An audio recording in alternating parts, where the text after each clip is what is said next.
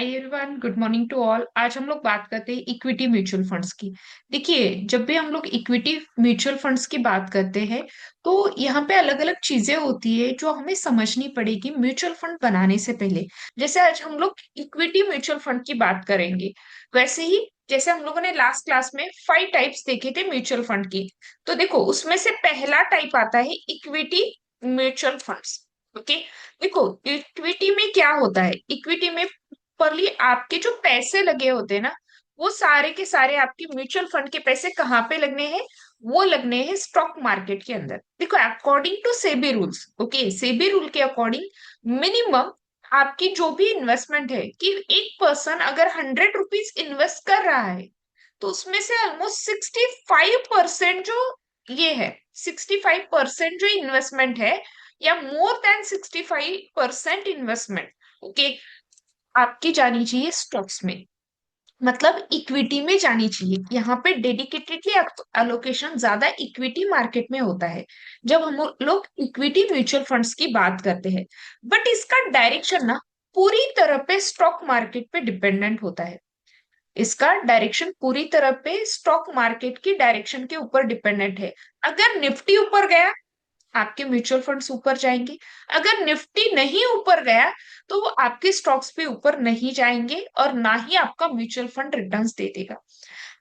अगर मैं बात करूं, this is a mutual fund जिसके अंदर हाई रिस्क है, बट आपकी जो बनाने की कैपेसिटी होती है, रिटर्न्स बनाने की जो कैपेसिटी होती है, वो भी हाई होती है।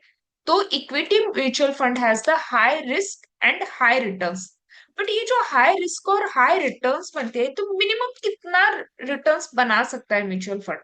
देखो, ये मिनिमम वैरी करता है वैसे तो depending on the market direction.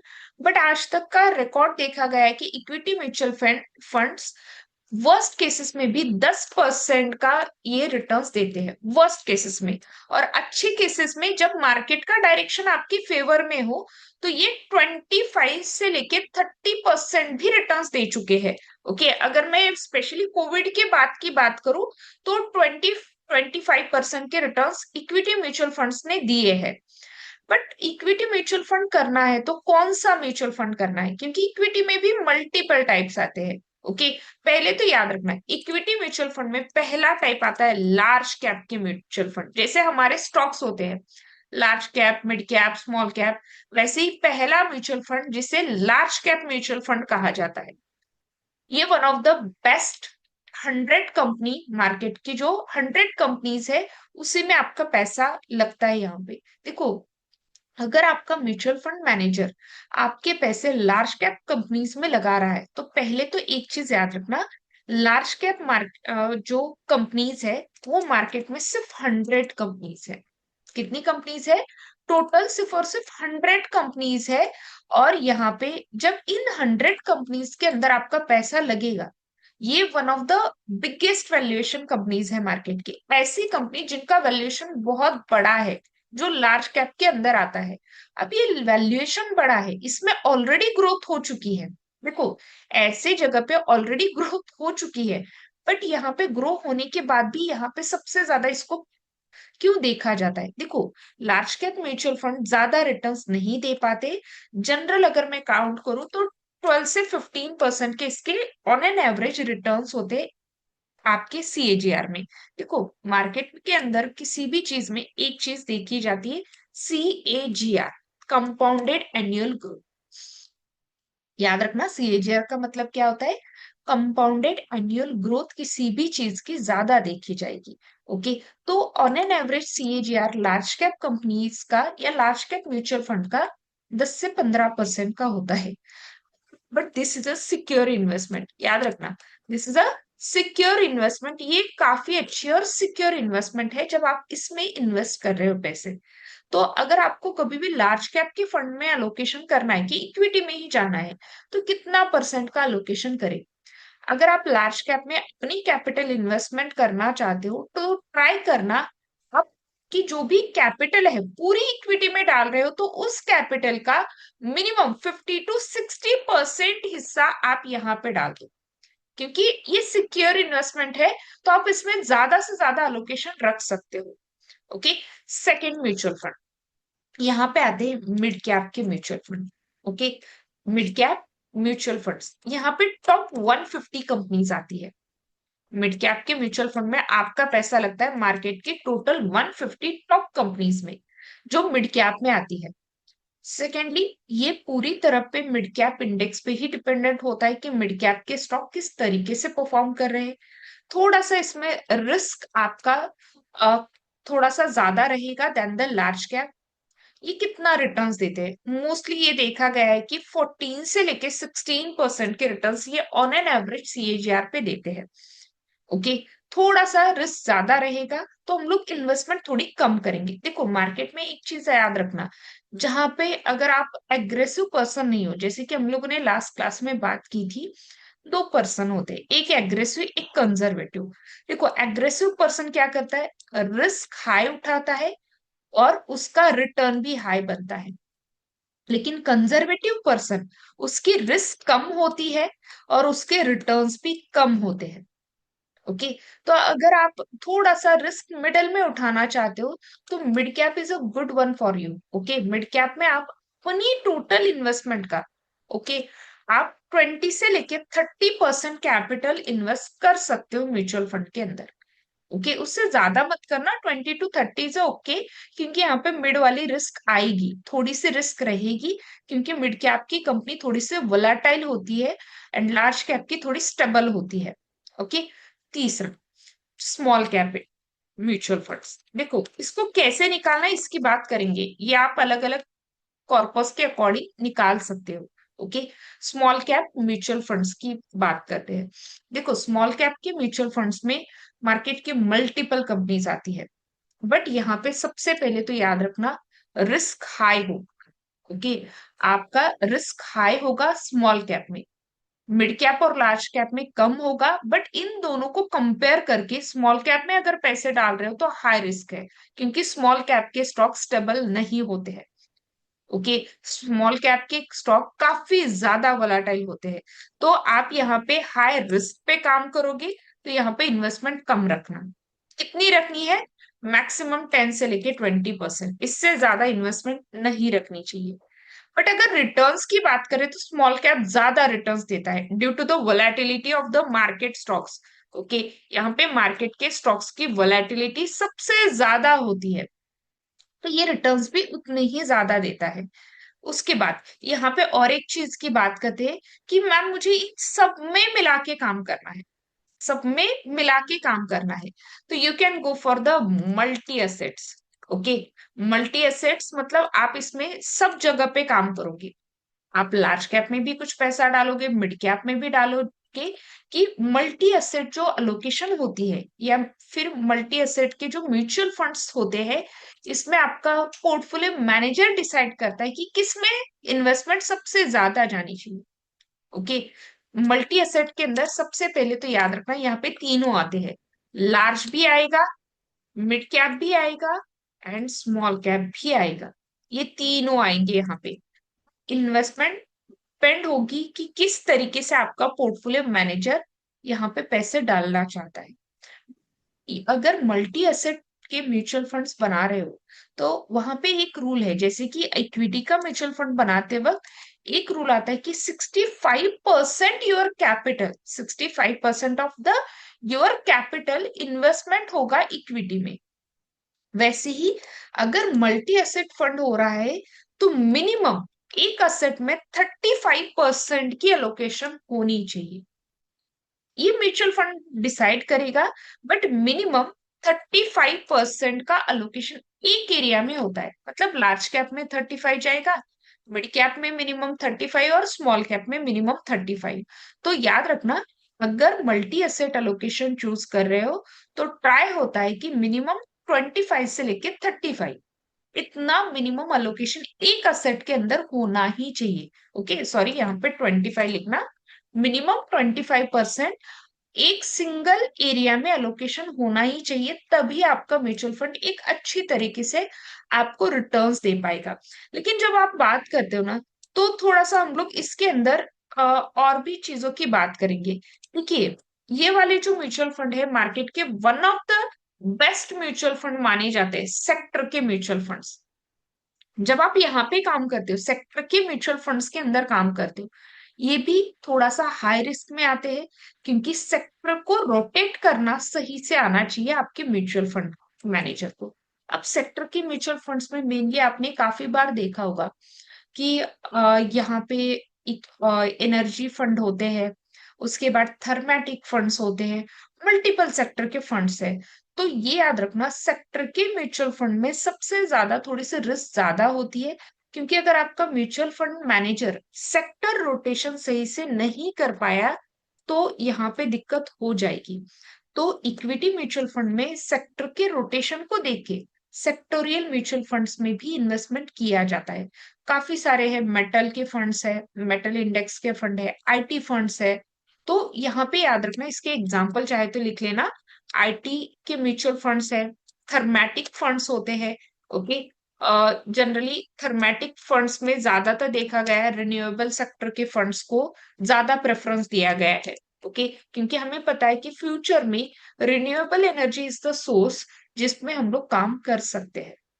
Okay, तो ज्यादा गवर्नमेंट भी एलोकेशन यहाँ पे ज्यादा देती है, आप लोगों ने देखा होगा। तो थर्मेटिक जो होता है उसमें रिन्यूएबल ज्यादा फोकस किया गया है, और जिसमें हम लोग अपने म्यूचुअल फंड्स बना सकते हैं। यस, हम लोग यहाँ पे याद रखना और एक चीज, कि आप म्यूचुअल फंड जब बनाओगे आप अपने ब्रोकर से भी बना सकते हो।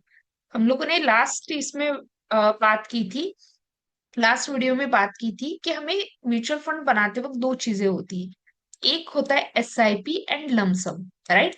हम लोगों ने बात की थी SIP are the more stable, lump sum थोड़े से रिस्की होते हैं, राइट। लमसम में हम लोगों को राइट टाइम पे ऐसे होता है कि एलोकेशन हम लोग काफी टाइम राइट टाइम पे नहीं कर पाते हैं।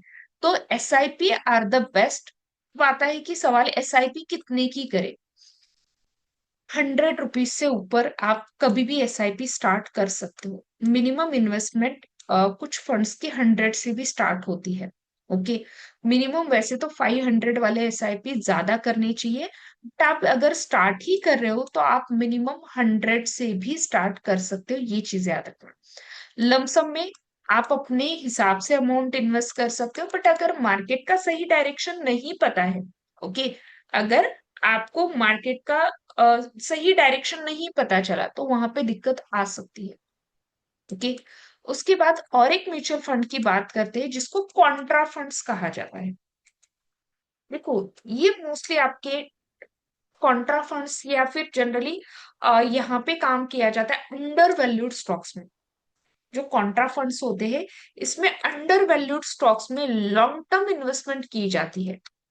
तो ये थोड़ा सा रिटर्न्स हम लोग इसके कभी डिफाइन नहीं कर पाते ज्यादातर, क्योंकि ऐसे होता है कि ये वो स्टॉक्स होते हैं जो मार्केट के अंडर परफॉर्मर है, फ्यूचर में जा सकते हैं ऊपर। फॉर एग्जाम्पल, अगर मैं कोई स्टॉक की बात करूं कि अभी उसका वैल्यूएशन छोटा है, बट फ्यूचर में उसका वैल्यूएशन काफी ज्यादा बढ़ सकता है, तो उसको कॉन्ट्रा फंड के अंदर लिया जाता है। देखिए, कॉन्ट्रा फंड के अंदर जब हम लोग बात करते हैं ना, ये अंडर वैल्यूड स्टॉक्स है।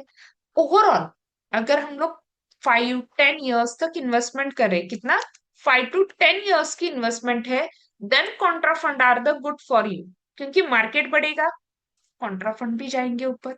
लेकिन अगर मार्केट ही नहीं बढ़ पाया तो कॉन्ट्रा फंड्स नहीं जा पाएंगे। ओके, छोटे वैल्यूएशंस वाले स्टॉक जो होते हैं, या फिर जो अभी अंडर वैल्यूड है, जिसके अंदर फेयर वैल्यू कम है, उनको लिया जाता है। और वो फ्यूचर में ग्रो करेंगे इसलिए लिया जाता है। ओके, फ्यूचर में वो ग्रो करेंगे इसलिए इन फंड्स को ज्यादा देखा जाता है। ये हम लोगों ने सिर्फ इक्विटी की बात की है, याद रखना, सिर्फ और सिर्फ हम लोगों ने इक्विटी म्यूचुअल फंड की बात की है। ऐसे ही डेप्ट फंड्स होते हैं, इंडेक्स फंड होते हैं। देखो, हाई रिस्क में इंडेक्स फंड भी आते हैं, चाहे तो आप इक्विटी में ही इसको इंक्लूड कर सकते हो। इंडेक्स फंड जैसे कि आपने निफ्टी 50 का फंड बाय किया, मतलब निफ्टी 50 के टोटली 50 कंपनीज को खरीद लिया।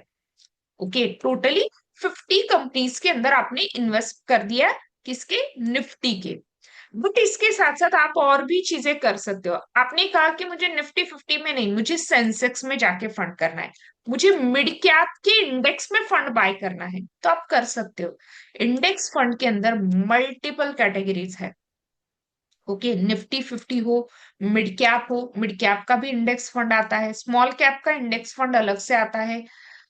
जब हम लोग इंडेक्स फंड की बात करते हैं ना, तो याद रखना थोड़ा सा रिस्क बढ़ जाता है। भले ये इक्विटी में है, तो थोड़े से रिस्क यहाँ पे बढ़ जाएगी जब आप इसको इन्वेस्टमेंट या ट्रेडिंग के लिए यूज करोगे। देखो, यहाँ पे स्मॉल कैप में जाओ या फिर आप थोड़ा सा सेंसेक्स में चले जाओ। ओके, थोड़ा वोलेटिलिटी ज्यादा होती है, और डिपेंड करता है कि अगर वोलेटिलिटी ज्यादा है तो मार्केट उसी तरह से रिएक्ट करेगी। सेंसेक्स में टॉप 30 कंपनी जो है सेंसेक्स की, उसमें यहाँ पे आपके पैसे लगाए जाएंगे।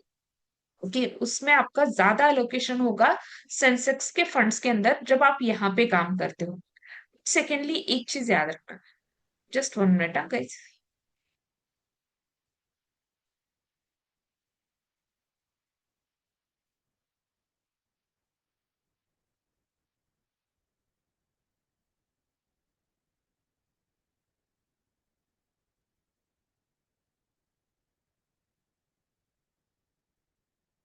चलो, अब आते हैं इसके अंदर। अगर मुझे ये करना है कि फॉर एग्जाम्पल मुझे टैक्स के लिए कैसे देखना है, देखो अगर आप 1 से 2 साल के फंड बना रहे हो, ओके, अगर आप 1 से लेके 2 इयर्स के इक्विटी म्यूचुअल फंड बना रहे हो, क्योंकि इक्विटी म्यूचुअल फंड वोलेटाइल होते हैं, तो अगर आप 1 से 2 साल के लिए ही म्यूचुअल फंड बना रहे हो तो आपको शॉर्ट टर्म इनकम गेम में पकड़ा जाएगा। शॉर्ट टर्म, STCG जिसे बोला जाता है, शॉर्ट टर्म इनकम गेम में आपको लिया जाएगा, और उसके अंदर उसी के अकॉर्डिंग आपका टैक्सेशन होगा।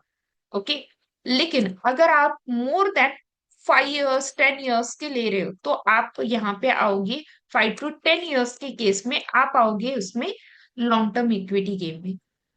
तो याद रखना ये आपका LTCG के अकॉर्डिंग आएगा, कि आप यहाँ पे जब जाओगे तो आपको ज्यादा टैक्सेशन नहीं लगेगा। LTCG का जो रूल है उसी के अकॉर्डिंग आपकी टैक्सेशन होगी। लेकिन 1 to 2 इयर्स के लिए कर रहे हो तो पहले तो एक चीज याद रखना, इक्विटी फंड डिपेंडिंग ऑन, जैसे मैंने लास्ट भी आपको वीडियो में बताया था, गोल के अकॉर्डिंग डिफाइन होते हैं।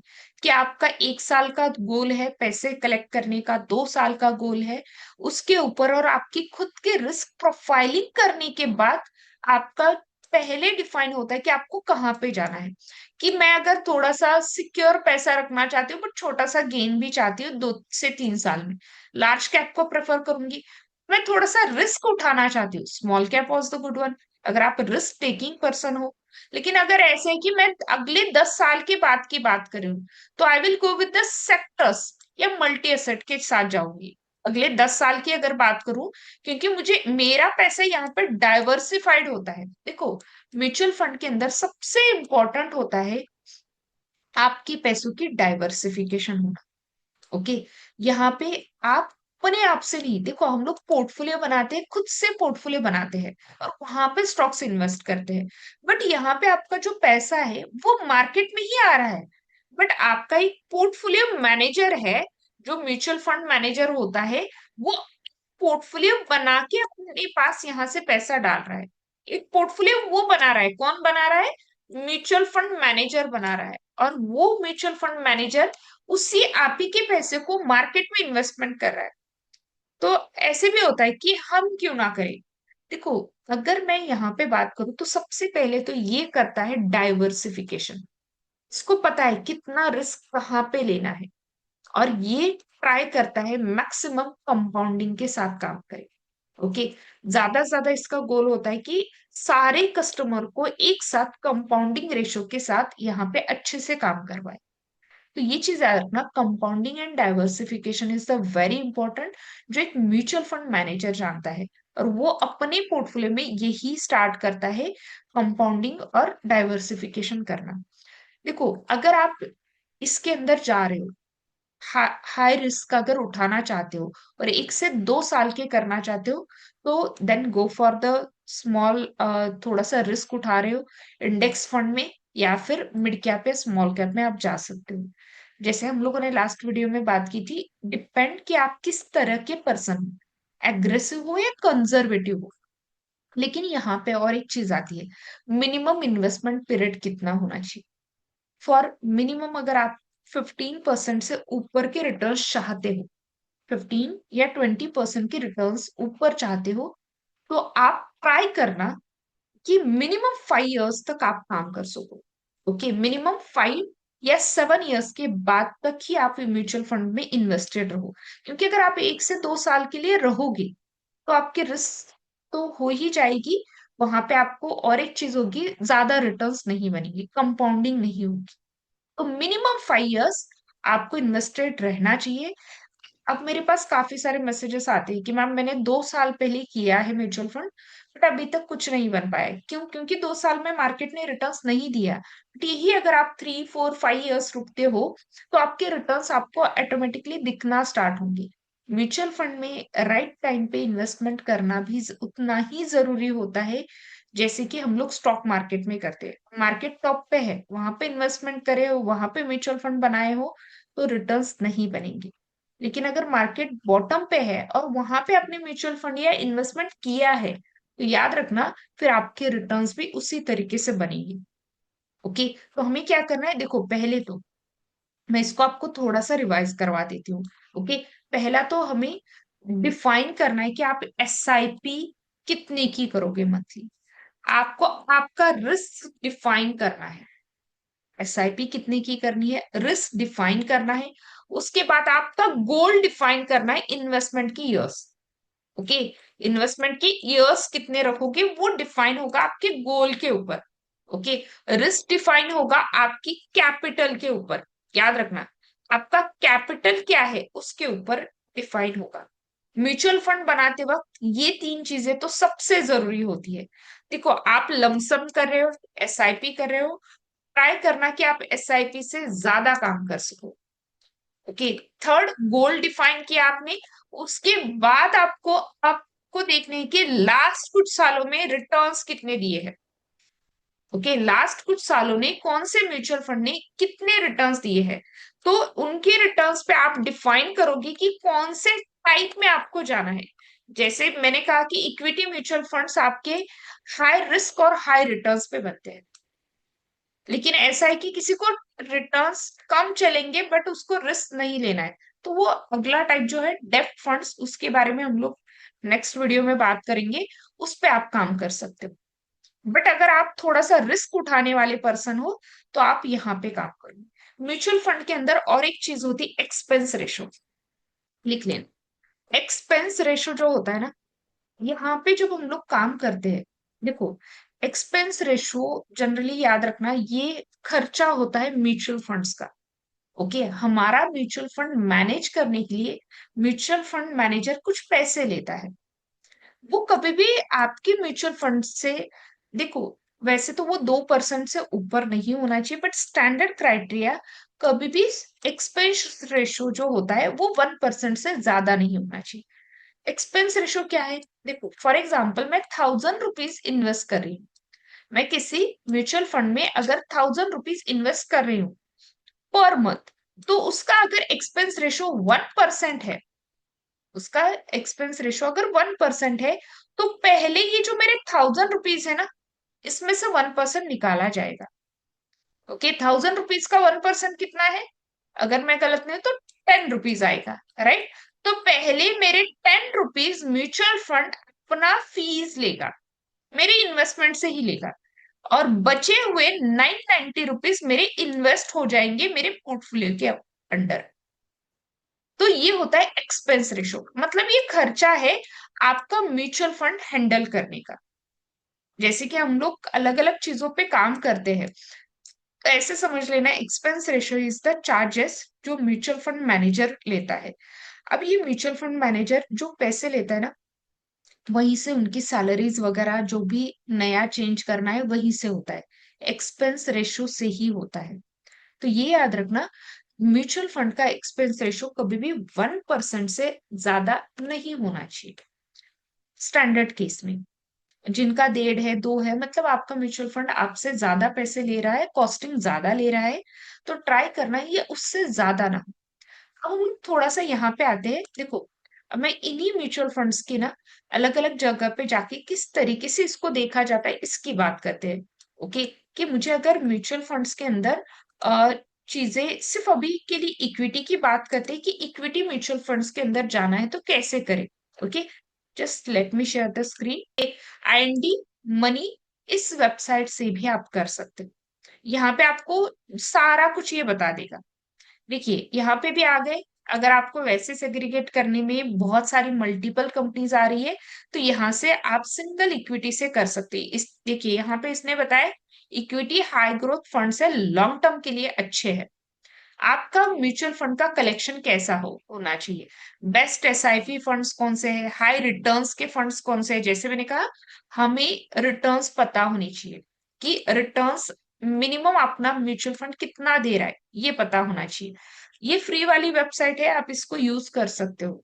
ओके, अब यहाँ पे आपने कितने पैसे डालने के बाद कितना बनेगा ये भी बताएगा, बट अभी हम लोग अगले वीडियो में बात करेंगे। बट अभी इक्विटी म्यूचुअल फंड देख लेना कि इक्विटी के अंदर मैं सिर्फ लार्ज कैप में काम करना चाहती हूँ, तो इसने मुझे लार्ज कैप के टॉप 34 कंपनीज दी थी। मैं इसमें फ्लेक्सी कैप में काम करना चाहती हूँ। ओके, फ्लेक्सी कैप मतलब combination of multiple caps. Okay, याद रखना, फ्लेक्सी कैप में काम करना चाहती हूँ, मिड कैप में काम करना चाहती हूँ। इनके रिटर्न्स क्या है राइट now? कि इनका कॉर्पस क्या है, मतलब मार्केट कैप कितनी है इनकी, एक्सपेंस रेशो कितने हैं ये मुझे बताएगा। इसमें टॉप कौन है मिड कैप में ये बताएगा। लार्ज और मिड कैप कंबाइनली काम करना चाहती हूँ, तो इसके सेपरेटली फंड्स आएंगे। ये देखिए, small cap, multi cap. Okay, यहाँ पे फोकस फंड्स, देखो ये थोड़ी सी कैटेगरी जो है ना फोकस फंड्स, यहाँ पे एक सेक्टर का या फिर टॉप कंपनीज का फोकस होता है। मतलब मैंने 20 कंपनी टॉप वाली चूज कर ली और उसी पे पैसा डालना, it's called focus fund. Okay, ये कुछ अभी ज्यादा दिन नहीं हुए इसको, मतलब लास्ट 4 5 ईयर से ये नया ट्रेंड आया है फोकस फंड का। ओके, तो आप ऐसे भी कर सकते हो, बट याद रखना अगेन, आप जब म्यूचुअल फंड के अंदर इन्वेस्टमेंट करोगे तो उसके डॉक्यूमेंट्स देखना बहुत जरूरी होता है कि आपकी रेशो अलग अलग क्या है, एक्सपेंस रेशो, एग्जिट लोड क्या है, मल्टीपल चीजें देख के ही करना होता है। और उसमें म्यूचुअल फंड करना जो थोड़ी सी वेल रेपुटेड कंपनीज है, जिसके बारे में हम लोग समझते हैं, और ट्राई करना कि आप ओल्डर कंपनीज में करो, नए वाले कंपनीज में म्यूचुअल फंड्स उनके साथ मत करो जो नए एएमसी होते हैं, वहां पे दिक्कत आ सकती है। तो वेल नोन के साथ ज्यादा काम करना होता है। ये देखिए, ये डिविडेंड यील्ड वाले हैं, कि डिविडेंड यील्ड देने वाले म्यूचुअल फंड्स है। यहाँ पे भी आपके मल्टीपल आते हैं, एनर्जी फंड जैसे कि मैंने कहा सेक्टर के फंड्स होते हैं। ये देखिए, एसबीआई एनर्जी का फंड है। ओके, तो आपको अगर सिंगल सिंगल की बात करनी है तो आप यहाँ से कर सकते हैं।